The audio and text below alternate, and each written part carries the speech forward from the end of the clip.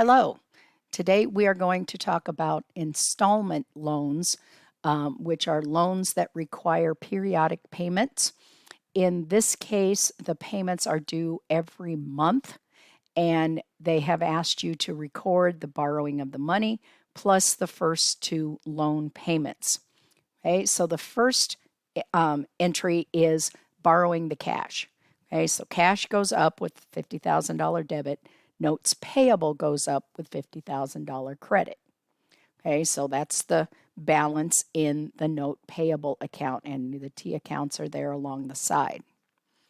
Okay, on the end of January is when the first payment is due. Okay, to calculate the interest, we're going to take the balance of the loan. We start with $50,000 and times 6%. Okay, which gives us $3,000, and divide by 12 months to get interest for the first month of $250. Okay, now the amount of each loan payment is given in the problem. So the remainder of the payment pays off part of the principal. So we're going to have $250 debit interest expense.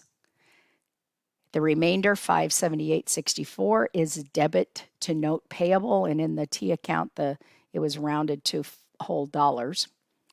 And the cash is the amount of the payment. So $828.64 is the cash going out, so cash credit.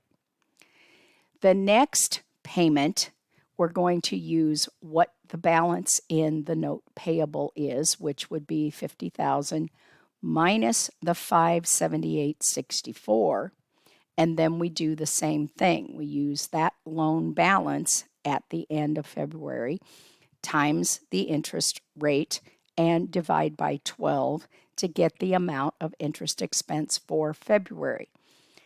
That comes to $247.11. Now, with an installment loan, the amount of interest each payment is going to go down, and the amount that comes off the principal of the loan is going to go up. Now, this is how car loans work. It's how mortgages work. Anything that requires equal installment payments. Okay, so interest expense in February, $247.11. Take that from our total loan payment of $828.64, and we have $581.53 that is going to be deducted from the notes payable balance. And again, the cash going out is the total of the payment for each month. Thank you.